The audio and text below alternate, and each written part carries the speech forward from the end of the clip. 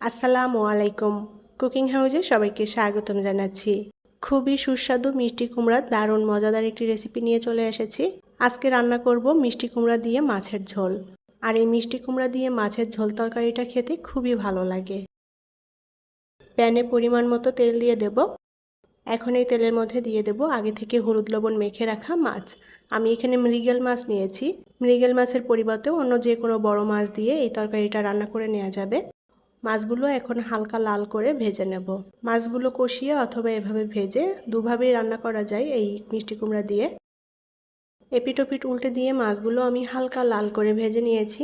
মাছগুলো এখন তেল থেকে তুলে নেব। এখন এই তেলের মধ্যে দিয়ে দেব পেঁয়াজ কুচি। আমি এখানে বড় সাইজের একটা পেঁয়াজ কুচি করে নিয়েছি। এখন পেঁয়াজটা আমি একটু লাল করে ভেজে নেব।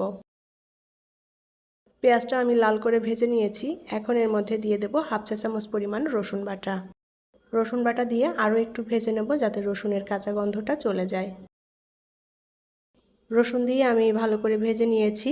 এখন এর মধ্যে গুঁড়া মশলাগুলো দিয়ে দেব। আমি এখানে স্বাদ মতো লবণ নিয়েছি, 1 চা চামচ জিরার গুঁড়া, 1 চা চামচ ধনিয়া গুঁড়া, হাফ চা চামচ শুকনো মরিচের গুঁড়া এবং হাফ চা চামচ হলুদ গুঁড়া নিয়েছি। সামান্য একটু পানি দিয়ে দেব যাতে মশলাটা পুড়ে না যায়। মশলাটা সুন্দর করে কষিয়ে নেব।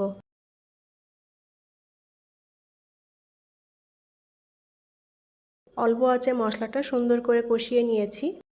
এখন এর মধ্যে দিয়ে দেব কেটে রাখা মিষ্টি কুমড়া। মিষ্টি কুমড়াগুলো আমি ডুমো ডুমো করে কেটে নিয়েছি। ঝোলের জন্য এভাবে ডুমো ডুমো করে কেটে নিলে এই ঝোল তরকারিটা খেতে ভালো লাগবে। মশলার সাথে মিষ্টি কুমড়াটা এখন নেড়ে চেড়ে একটু কষিয়ে নেব। আমি যেভাবে মিষ্টি কুমড়া দিয়ে মাছের ঝোল রান্না করি সেই রেসিপিটাই আপনাদের সাথে শেয়ার করছি। আশা করি ভালো লাগবে। রান্নাটা এক একজন এক এক রকম করে আর এক এক রান্নার স্বাদ এক এক রকম হয়। মিষ্টি কুমড়াটা মশলার সাথে কষিয়ে নিয়েছি। এখন কিছুটা পানি দিয়ে দেব সেদ্ধ হওয়ার জন্য। ঢাকনা দিয়ে ঢেকে রান্না করে নেব। হাই হিটে 5 মিনিট ঢাকনা দিয়ে ঢেকে রান্না করে নিয়েছি। মিষ্টি কুমড়াটা একটু উল্টাপাল্টা করে নেড়ে দেব। আবারও ঢাকনা দিয়ে ঢেকে রান্না করে নেব।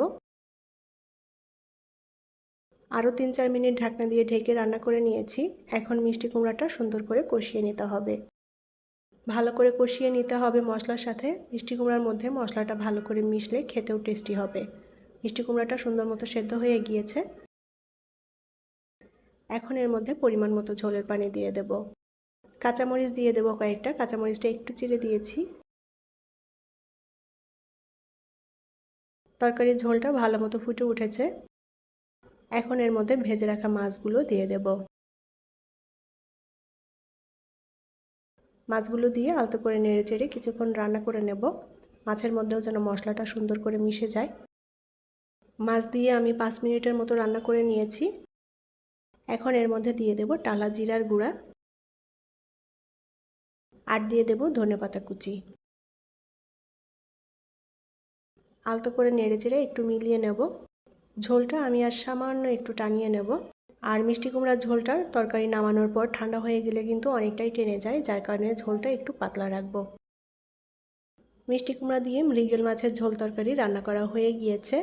এখন তরকারিটা আমি নামিয়ে নেব। মিষ্টি কুমড়া দিয়ে মাছের এই ঝোল তরকারিটা সাদা গরম ভাত দিয়ে খেতে ভীষণ ভালো লাগে। আশা করছি আমার আজকের মিষ্টি কুমড়া রান্না আপনাদের কাছে ভালো লেগেছে। পরবর্তী রেসিপি দেখার আমন্ত্রণ জানিয়ে বিদায় নিচ্ছি। আল্লাহ হাফেজ।